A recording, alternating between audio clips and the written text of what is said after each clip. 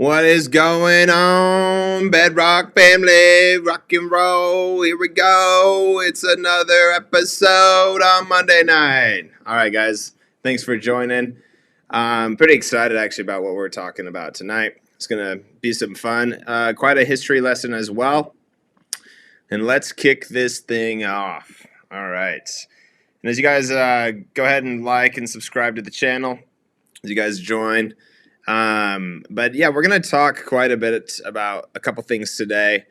And like I mentioned, today's topics, we're going to talk about the history of the US dollar, why Bitcoin was created, and what problem is it solving. And for those of you guys, also, there's kind of a fun token giveaway that we're going to do at the end of the video. But basically, step one, you just type, honestly, in the live chat. I really don't care what you guys say. Just say what's up.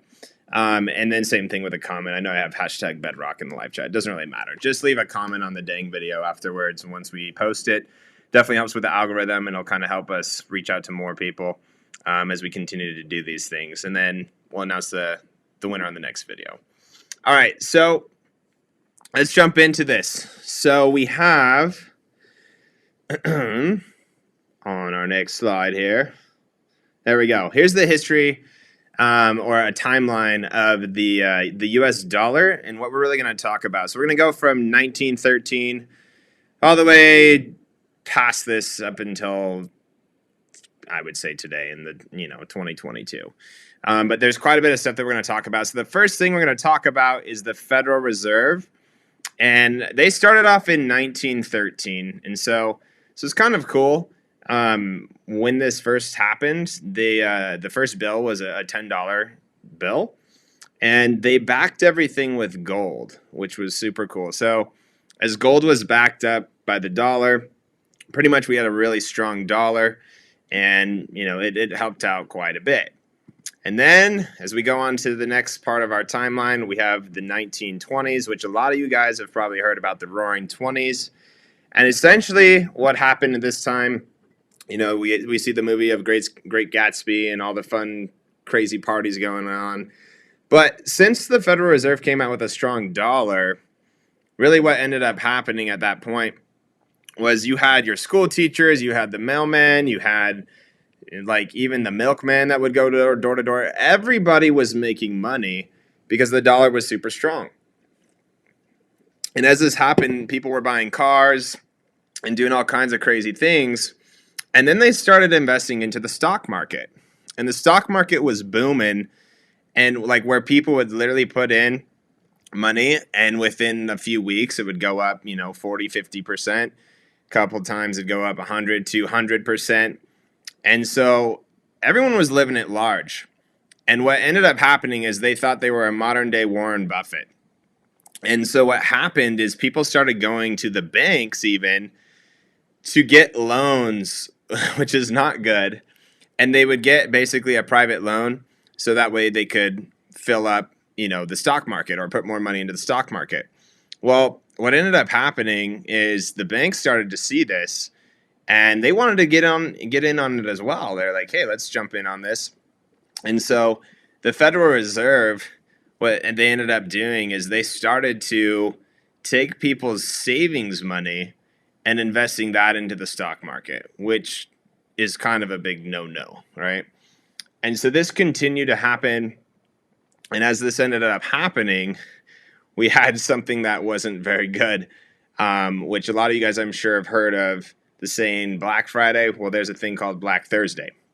All right, so on Black Thursday, on October 24th, 1929, 12.8 million shares were sold, which hit the papers very quickly. And you can see in these two articles here, you have the Daily News, Black Thursday, Wall Street in a panic as stocks crash. It's same thing on the other side, Wall Street in panic as stocks crash, right? And so there was multiple newspapers that had announced this, and that was huge. I mean, that took down a lot of things. And billions of dollars were lost, even though there was millions of shares sold in this. And it kind of continued where we had this crazy sell-off the following day. So I know if you guys look at the peak here between 1929 and 1930, You can kind of see it dipped pretty far down, like, I don't know, maybe about an inch down. And then as the markets closed, well, then that following Tuesday, it dropped way, way down.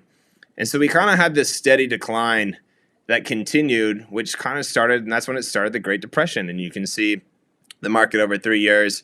And a lot of this was with production slowing down before this had happened.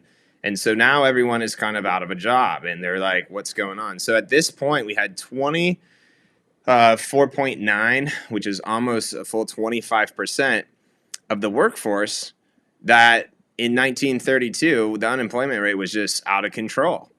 And so what happened from there is we had our first federal dollar inflation in 1933. All right, so this is when basically gold became illegal, and everyone had to turn in their money to the banks, like, so you can see right here, under executive order of the president, right? Your gold coins, your gold bullion, and all certificates are now owned by the Federal Reserve Bank. And they had to turn them in before May 1st. So for every ounce of gold that you turned in, the bank would pay you out $20.67. And then a year later, the government raised the price of gold to $35 an ounce. So basically, the government decided to just give itself a nice fat raise, right, in cash. So 69% increase in cash just by shortly doing that. And so that pretty much led us to our first inflation against gold or against the dollar. And not until 1941 is actually, you know, what kind of got us out of that depression was, you can see a lot of people, like the factories started going and booming. So you could see between 1932 here to 1940, that little, I don't know, Ponzi scheme or scam, whatever you want to call it, of turning in your gold, what was called the New Deal, didn't really work out that great. Like it held them off for a tiny bit, but it wasn't really enough to do it until World War II. And so this is when we really became the big, great, mighty nation again. Our economies were booming, factories were going crazy, and that's kind of what got us back on our feet. So after World War II, now we have something that is very scary that happened in 1971. Basically, we had the full faith and credit of the U.S. government, and they decided we don't need to back our dollars up with gold anymore. What we're going to do is just go ahead and print as much money and have everyone put faith in us and print away. So rather than backing up every dollar that was out in circulation and having to have gold back it up, something that I forgot to mention is actually shortly after, in 1933, when people went back after they were in the Great Depression, because the banks had actually, in the stock market, they used their money. When they would go back to get a dollar, every dollar they had in their savings account, they only were able to receive 10 cents because that's all that the bank had and was able to give them back. And so this is something here that can be a little bit scary, is that in 1971, they kind of forgot about what happened with the Great Depression, or just didn't care anymore. And they're like, you know what? We're doing so good. Everyone should pay attention. And we're just going to print away.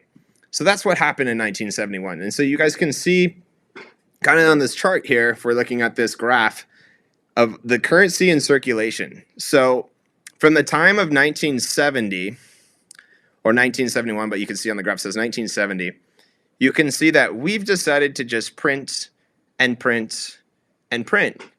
And for a lot of us, like myself, I mean, I was born in 1991, so I've only known our country to print money. That's literally the only thing that I've really noticed.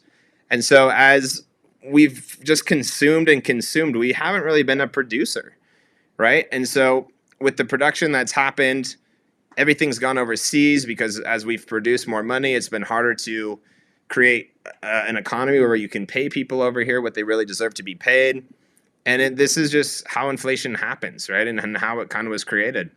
And as we look at what happened since COVID in 2020, it's really gone on a super, super steep curve.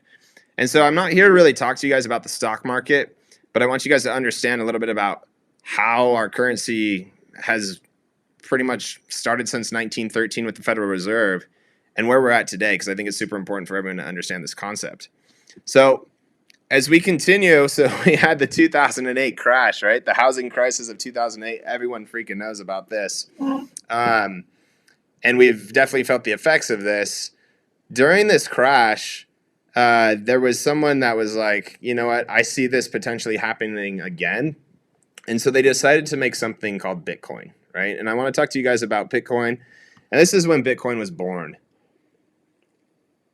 And it was born, and what's really cool about it is essentially it's something that's made, Robert Kiyosaki calls this the people's money, because how it gains value is based upon the faith of people putting money into Bitcoin, right? So if there was no transactions happening or anything like that, then it would be worth nothing. So I want to kind of tell you guys a story that just kind of the first Bitcoin transaction and how it happened. And since I don't know how to say this guy's name, I'm just going to call him Han. But we're going to read this. So since cryptocurrency wasn't yet a thing in the commercial world, Han reached out to Bitcoin Talk community and openly mentioned that he would trade his Bitcoins to anyone who would buy him 2 pizzas. In 2010, a man responded and said, sure, I'll do that. And so this guy basically called up Han, or however they did that. And Han spent 10,000 Bitcoins at a local pizza restaurant to buy himself these 2 pizzas. And, you could look at that today as, wow, it's a crazy value if we looked at how this worked. But that had to happen to start the transaction or to make it have some sort of value, right? And so it says, as of today's value, which is over 35K, currently these 2 pizzas can be regarded as the costliest pizzas of all time, which, yes, that's true. But it is, that's awesome. Like, this is how it started. So now from 2010, as we jump, this gets a little bit more detailed, but I want you guys to understand this because this is really important. So if you've ever heard of a halving before, a lot of people don't know what the heck that means. But Bitcoin is essentially just a math equation that can be solved 21 million times, all right? And in the beginning of it, there's something called a block, right? And on the blockchain, it takes about 9.5 minutes. We'll round it up to 10 minutes. So every 10 minutes, there's new blocks on the blockchain. So when you look at block number in column, I'd call it C, or the third column, where it says 0 Genesis block. Every 10 minutes, there's a new block that comes out, which means 50 new Bitcoin could be mined for. And all mining is essentially, it's a proof of work, meaning someone on a computer has validated transactions, and now they're eligible to receive a reward in Bitcoin. And so every 10 minutes, 50 Bitcoin were coming in circulation in the beginning in 2009. And then as we go on into 2012, so every 4 years, right, we have a new halving. And essentially what happens there is the block rewards get cut down in half, making it where less Bitcoin will come into circulation. So with that being said, why I'm telling you this is because Bitcoin has a fixed supply, meaning only 21 million can ever be printed. And somebody saw this as the US government, they keep printing money. They keep on just printing and printing away, which is inflating our money, which makes it worth less. And so right here, you can see eventually, there's only going to be so many Bitcoin that can be mined as that block reward gets smaller and smaller. It gets cut in half. It keeps getting cut in half. And that's why they call it a halving. All right, so it's a little bit detailed. But as you can see on the far right-hand side, where it says $12.35, that was the first halving. Then you have the second, the third, the fourth, which we actually just had. I'm not sure what that price was, but I think it was somewhere up in the $20,000 range. Don't quote me on that, but that's my guess. And then it's going to continue to go as we continue on. And so something about, we've been in kind of a little slaughter the last few days in the market. It's been red. We've had 25% drop after, 25% drop. And it's going to go down. That's okay. But what you guys need to understand is this is something that can't be constantly printed over and over and over again. So in the far right corner, we can see on the circulating supply today of this Bitcoin chart. This is from CoinMarketCap from today. We're roughly at $36,000 about 20 minutes ago. And the circulating supply, there's 18.9 million Bitcoins in circulation that are out for sale in the world, with a max supply of 21 million. So as that is being, there's not enough Bitcoin for every single person in the world to have that. That being said, Bitcoin is divisible and can be divided down into a small amount. Like I can get $10 or $5 worth of Bitcoin, which is a lot easier than carrying around bars of gold and trying to slice off little slivers and figure out what it's worth at that time. And so this is really why, or the problem that we're solving, right? And so the problem that we're solving here, all in all, is that cryptocurrency is simply just a bet against the inflation of the US dollar.